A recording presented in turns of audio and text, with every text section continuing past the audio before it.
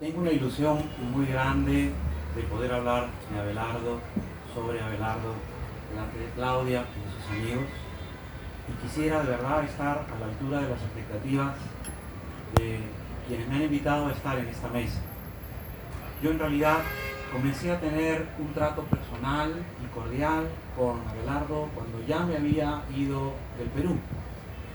Hasta antes de irme, es decir, hasta antes del año 85, incluso hasta el año 89, una vez que volví la primera vez, me encontraba Abelardo habitualmente en la librería Virrey, a veces en las presentaciones de algunos autores, como bien decía Marcel, casi siempre escuchándole hablar con una gran discreción sobre sus propios méritos, pero siempre con una gran generosidad para hablar de los méritos y de los talentos de los demás.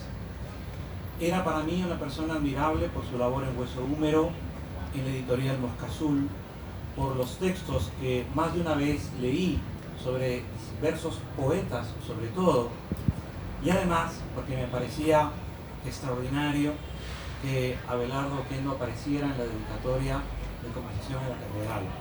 Es decir que para mí era una figura de la estatura de otros grandes maestros que conocí en Lima, fui discípulo de muchos de ellos, Luis Jaime Cisneros, por ejemplo. Me constaba la amistad de Luis Jaime con Abelardo Oquendo, pero no era yo parte del entorno de Abelardo. No fue hasta el año 93, en un gran homenaje que le organizó la Universidad de Murcia a Mario Vargas Llosa, hasta que no coincidí durante prácticamente una semana con Abelardo. Fue una epifanía. Aquella semana fue una semana extraordinaria en la cual pude hablar con Abelardo sobre temas acerca de los cuales jamás había podido conversar, ni siquiera en el Perú, con profesores míos, porque fueron años en los que de pronto abandoné la investigación histórica, abandoné el trabajo en el Archivo de Indias y estaba más concentrado en el rescate de figuras olvidadas de la literatura peruana.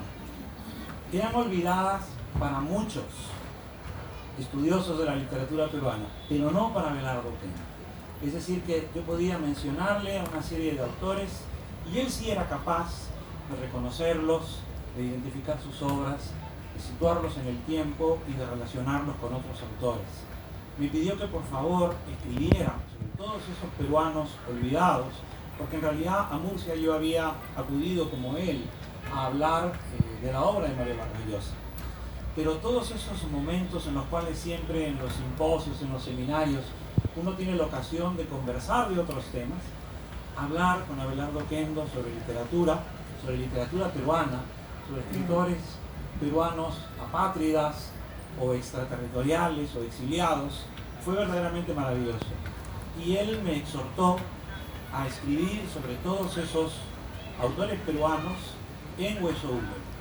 Y fue así como el primero de los artículos que escribí para Hueso, y que han sido varios a lo largo de los últimos años, estuvo dedicado a estos peruanos inverosímiles cuyas obras muchas personas nadie recuerda. Me refiero a Félix del Valle, a Rosa Arciniega, a Felipe Sassoni. Desde entonces he colaborado muchas veces con Hueso Húmero y siempre tratando de rescatar peruanos olvidados, escritores desleídos que se habían disuelto en los índices onomásticos de los libros más extraños de la literatura peruana.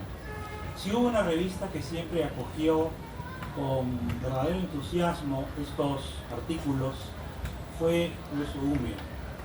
Y si hubo alguien que siempre me animó a seguir trabajando en el rescate de estas figuras, fue Abelardo Oquendo. De hecho, debo todavía defender una segunda tesis doctoral de literatura en la Universidad de Salamanca, dedicada a esta pequeña constelación de autores peruanos olvidados. Pero siempre pude anticipar algunas de estas obras, de estas figuras, en las páginas de Hueso. Y eso fue gracias a Abelardo Oquendo.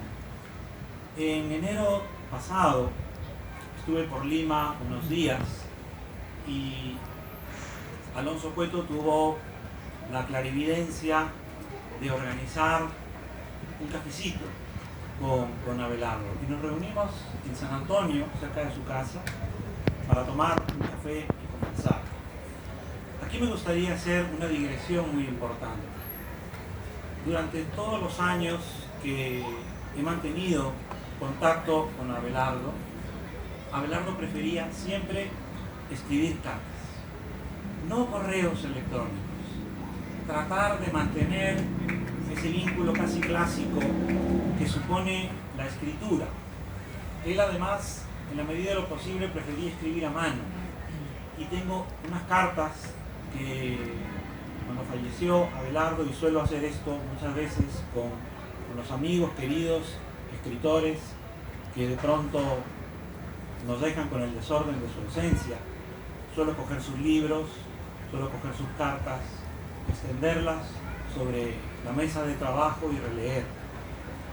Y era fascinante poder encontrarme con la letra minúscula de Abelardo, siempre haciéndome exhortaciones para tratar de, en la medida de lo posible, tratar de escribir lo justo y lo necesario. Esta suerte de obsesión que tenía Abelardo por la mesura, por la continencia, el no ser excesivo, el no abrumar con demasiados libros o demasiados textos, era algo que él irradiaba y era parte de su generosidad.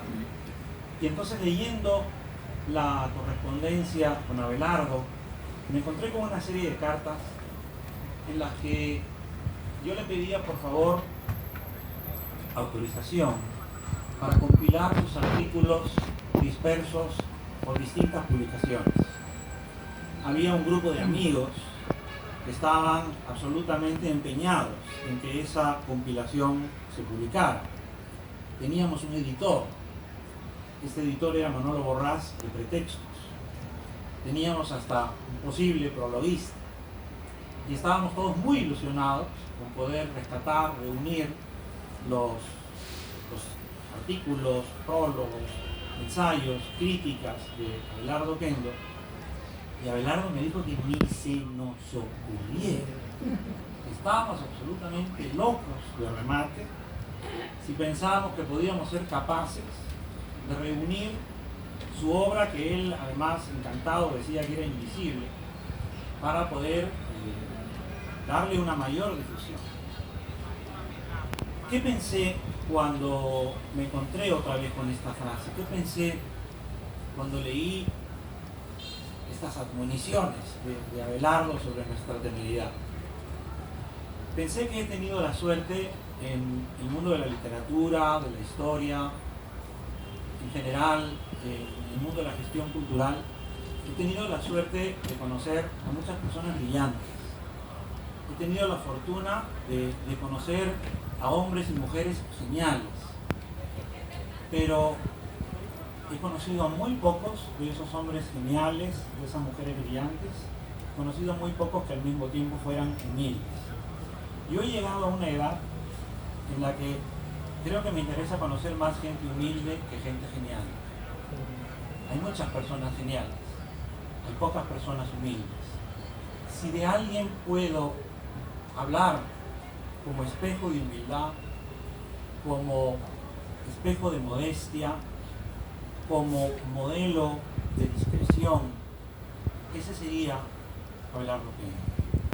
Creo que Abelardo estaba siempre dándonos una lección a todos los que de alguna manera estábamos brujuleando en el mundo de las publicaciones, de que todo eso era hojarasca, todos íbamos a ser olvidados.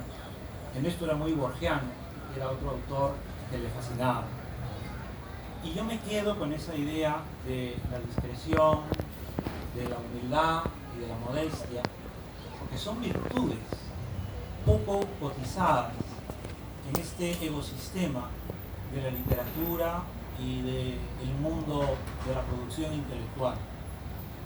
Creo que Abelardo era también para mí el eslabón con una generación de peruanos irrepetibles, cuales me encantaba oírle hablar, porque otra de las virtudes de Abelardo era la conversación.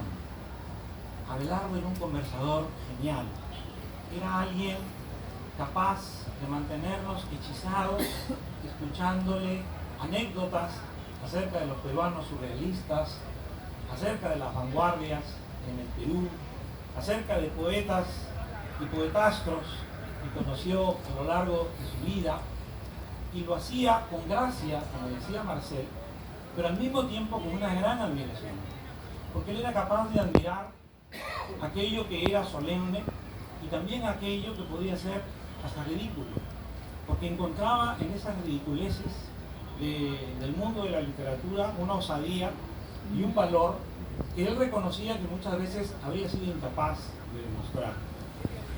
Ese conversador irrepetible, ese hombre que nos hablaba a los más jóvenes sobre Sebastián Salazar Bondi, sobre Eilson, sobre las revistas en las cuales colaboró, ese hombre es el que queremos honrar hoy. Yo dije hace un momento que me enfrenté al desorden de su ausencia, y eso es lo que ocurre, o eso es al menos lo que me pasa a mí cada vez que llego a Lima, y en ausencias siempre muy prolongadas me encuentro con los amigos o los familiares de los amigos queridos que han desaparecido, y hasta que yo no me abrazo o me beso con ellos, siento que no estamos cerrando ese momento en el que no pudimos darnos el abrazo y el beso.